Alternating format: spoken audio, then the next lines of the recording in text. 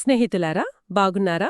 ఈరోజు మనం మహాభారతంలోని ఒక ఆ చాలా మంచి కథ విందాం. అవును. ఇది పాండవులు అడవిలో ఉన్నప్పుడు జరిగిన ఒక సంఘటన అన్నమాట. అడవిలోనా? అప్పుడేం జరిగింది? వాళ్ళు అలా ప్రయాణిస్తూ ఉండగా అందరికీ భయంకరంగా దాహం వేసింది. అంటే గొంటెండిపోయింది. అయ్యో, మరి నీళ్ల కోసం వెతికారా? చాలా దూరం వెతికారు. అప్పుడు వాళ్ళకి దూరన ఒక అందమైన సరస్సు కనిపించింది. ఆహా, నీళ్లు దొరికాయన్నమాట. దొరికాయి. నీళ్లు భలే మెరుస్తున్నాయి, స్వచ్ఛంగా, చల్లగా. అందరికంటే ముందు చిన్నవాడు సహదేవుడున్నాడు గదా. ఆమెను సహదేవుడు. తను దాహం తట్టుకోలేక పరుగెత్తుకుంటూ వెళ్లాడు సరస్సు దగ్గరికి.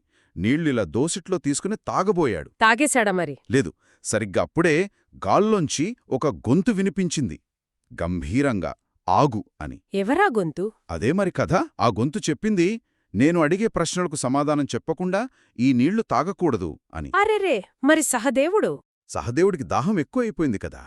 ఆ మాటలస్సలు పట్టించుకోలేదు. గబగబా నీళ్లు తాగేశాడు. అయ్యయ్యో, మరి ఏమైంది? తాగిన వెంటనే అక్కడే ఫసక్ స్పృహ తప్పి పడిపోయాడు. ఓ నో, మరి మిగతా వాళ్ళు? సహదేవుడు రాలేదని నకులుడు వెళ్లాడు వెతుక్కుంటూ. అక్కడ తమ్ముడు పడి ఉండటం చూశాడు. చూసి తను కూడా నీళ్లు తాగబోయాడా? అవును, దాహం కదా, తాగబోయాడు. మళ్ళీ అదే స్వరం, నా ప్రశ్నలకు జవాబు చెప్పు అని. నకులుడైనా విన్నాడా? ఉహుం. నకులుడు కూడా దాహం ఆపుకోలేక తాగేశాడు. అంతే, తమ్ముడు పక్కనే పడిపోయాడు. ఇద్దరు పడిపోయారా? తరువాతెవరు వెళ్లారు? అర్జునుడు. ఈసారి వీరుడైన అర్జునుడు బయలుదేరాడు. అక్కడ తమ్ముళ్ళిద్దరూ పడి ఉండటం చూసి ఆ హెచ్చరిక విని అర్జునుడికి కోపం వచ్చేసింది. బాణం తీశాడా? బాణం ఎక్కుపెట్టాడు. కాని దాహం ముందు కోపం ఆగలేదు. తను కూడా నీళ్లు తాగాడు. అంతే సంగతి. అర్జునుడు కూడానా? ముగ్గురయ్యారా? ముగ్గురు. ఇక మిగిలిందెవరు? బలశాలి భీముడు. భీముడేం చేశాడు? భయపడకుండా ఉంటాడు గదా. భీముడికి కోపం నషాళాని కంటింది. ముగ్గురు తమ్ముళ్ళు రాకపోయేసరికి గద పట్టుకుని గర్జిస్తూ వెళ్ళాడు. మరి ఆ హెచ్చరిక? విన్నాడు. కాని ఎవరు నువ్వు నన్ను ఆపేది, నాకేం ప్రశ్నలు వేస్తావు అంటూ అస్సలు లెక్క చేయలేదు. గడగడ నీళ్లు తాగేశాడు. మరి భీముడు గతేంటి? పాపం భీముడు కూడా అంతే. మిగతా వాళ్లలాగే అక్కడే పడిపోయాడు. అయ్యో, నలుగురు తమ్ముళ్ళు. మరి ధర్మరాజు? అన్నైన ధర్మరాజుకి ఆందోళన మొదలైంది. నలుగురు ఎంతసేపటికి రాలేదు.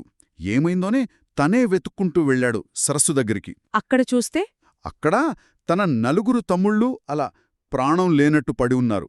ధర్మరాజు గుండె ఆగిపోయినంత పనైంది. పాపం, చాలా బాధపడి ఉంటాడు కదా. చాలా. ఏం జరిగిందో అర్థం కాలేదు. అటూ ఇటూ చూస్తున్నాడు. అప్పుడు ఆ సరస్సులోంచి ఒక భయంకరమైన పెద్ద ఆకారం బయటకొచ్చింది. అదేనా యక్షుడంటే? అవును, యక్షుడు. ఓ రాజా, నేను ఈ సరస్సుకి అధిపతిని. నా ప్రశ్నలకు జవాబు చెప్పకుండా నీ తమ్ముళ్ళు నీరు తాగారు. అందుకే ఈ గతిపట్టింది. నువ్వు కూడా. కాని ధర్మరాజు భయపడలేదు. భయపడలేదా? ఏం చేశాడు మరి? చాలా వినయంగా చేతులు జోడించి, ఓ యక్షరాజా, తప్పకుండా మీ ప్రశ్నలు అడగండి, నాకు తెలిసినంతవరకు సమాధానం చెప్తాను అన్నాడు. ఆహా, ధైర్యశాలి. మరి యక్షుడు ప్రశ్నలు అడిగాడా? సరేనని మొదలుపెట్టాడు. మొదటి ప్రశ్న వినండి జాగ్రత్తగా. భూమి కంటే బరువైనది ఏది? భూమికన్నా బరువైనదా? ఏంటో అది? ధర్మరాజు వెంటనే ఒక క్షణం కూడా ఆలోచించకుండా కన్నతల్లి అని చెప్పాడు. ఓ, ఎంత గొప్ప సమాధానం కదా. యక్షుడు మెచ్చుకున్నాడు. రెండో ప్రశ్న, ఆకాశం కన్నా ఎత్తైనది ఏది? ఆకాశం కన్నా ఎత్తైనది తండ్రి. సరిగ్గా చెప్పావు. ధర్మరాజు కూడా తండ్రి అనే బదులిచ్చాడు. భలే. ఇలా యక్షుడు ఎన్నో ప్రశ్నలడిగాడు. గాలికన్నా వేగమైనది అంటే మనసు అని చెప్పారు. ప్రయాణంలో తోడు జ్ఞానం అని చెప్పారు. ఇంట్లో స్నేహితుడు భార్య అని చెప్పారు. ప్రతి ప్రశ్నకు ఎంత బాగా ఆలోచించి చెప్పాడు. అవును, చాలా ఓర్పుగా ఆలోచించి ధర్మంగా సమాధానాలు చెప్పాడు యక్షుడు. అంటే ఆ యక్షుడికి భలే నచ్చేసింది. ఆ సమాధానాలు విన్నాక యక్షుడు శాంతించాడా? శాంతించడమే కాదు, చాలా సంతోషించాడు. అప్పుడు నవ్వుతూ తన నిజస్వరూపం చూపించాడు. నిజస్వరూపమా? యక్షుడు కాదా మరి? కాదు, ఆయన స్వయంగా యమధర్మరాజు, ధర్మదేవత అన్నమాట. ధర్మరాజుని పరీక్షించడానికి అలా వచ్చాడు. ఓ, అదా సంగతి.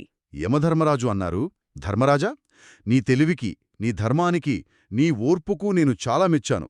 నీ తమ్ముళ్లలో నీకిష్టమైన ఒకరిని బ్రతికిస్తాను. ఎవరిని కోరుకుంటావ్ అని. ఒక్కరినేనా? మరి ధర్మరాజు ఎవర్నడిగాడు? భీముడినా? అర్జునుడినా? అక్కడే ఉంది అసలు విషయం. ధర్మరాజు నా తమ్ముడు నకులుడిని బ్రతికించండి అని కోరాడు. నకులుడినా? ఎందుకు? బలవంతులైన భీమార్జునులను కాదని. యముడికి కూడా అదే ఆశ్చర్యం వేసింది. అడిగాడు. దానికి ధర్మరాజు ఏం చెప్పాడంటే, మా నాన్నగారికి 2 భార్యలు, కుంతీదేవి, మాద్రీదేవి. కుంతీ పుత్రుల్లో నేను బ్రతికే ఉన్నాను.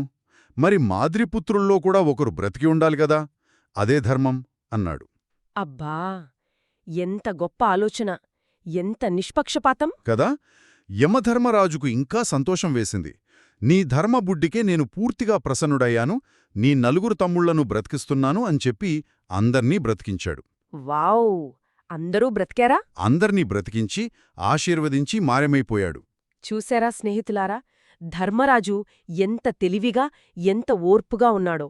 అన్నిటికన్నా ముఖ్యంగా ధర్మాన్ని విడిచిపెట్టలేదు. అవును.